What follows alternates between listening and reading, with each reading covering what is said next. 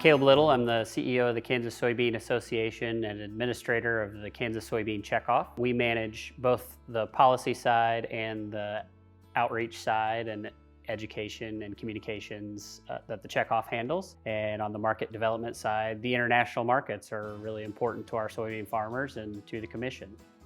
This year, Kansas soybean growers had a productive year. We produced about 190 million bushels. Weather at times was up and down, but finished around average or maybe a little above for production-wise. We've seen decent weather so far over the winter, pretty dry in places, but we've seen some moisture here over winter, early spring. Farmers are getting ready, getting geared up, starting to make decisions and making decisions on what their planting rotation is going to look like, getting inputs and supplies and getting things ready to roll here in the spring.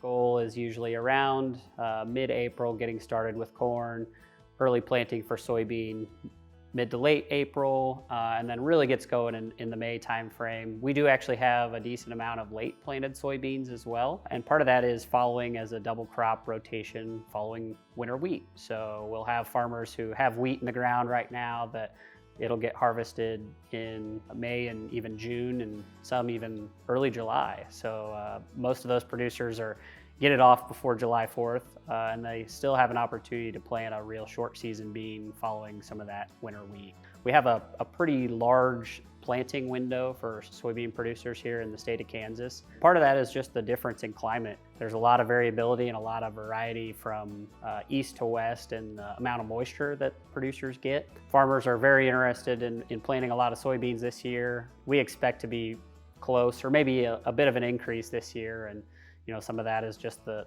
prices are good for soybeans and inputs are high for some other crops. So maybe if you have to use a little less fertilizer or a little less nitrogen on soybeans versus corn or maybe some other crops, expect that might entice some farmers to make a little bit of a few adjustments here as we go into spring.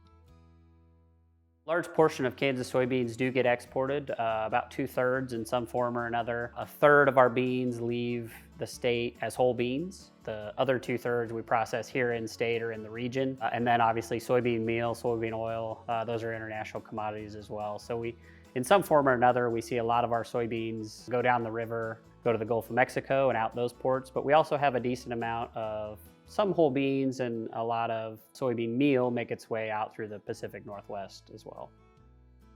So from a marketing side, very interesting year for commodity prices and for value. Soybean farmers saw really good returns and really good market prices for soybeans throughout the year, but very volatile. Every weather report and every international issue that came up, markets moved. Farmers had to be pretty dynamic this year, but some good prices when it comes to commodity time. Fertilizer prices have increased exponentially from last year and even again from the year before that. So keeping real close track of those and getting inputs, getting supplies. Obviously the infrastructure piece is very important to that because supply chain is super important any time of year for farmers. Getting inputs to the farm, getting product, getting chemicals to spray and those types of things, but also then getting product out to the customer. So that's one real advantage that Kansas soybean farmers have is really good infrastructure all along the way from farm gate all the way down to ports around the world.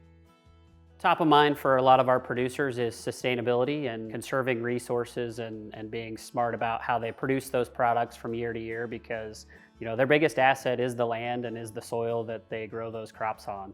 Most of the common practices that you hear about on the sustainability side are in play here in Kansas as well. So things like cover crops, no-till, reduced tillage. There are also a lot of work being done to be as strategic as possible with inputs, making sure to not over-apply any fertilizers or fungicides or herbicides and those kinds of things. Number one, because it's the right thing to do and it's better for the environment, better for the soil and the water. But number two, those products are really, really expensive this year. So folks, I think, who maybe aren't as conservation minded, try to be more efficient with those resources. And I think that'll lead to some good things environmentally as well.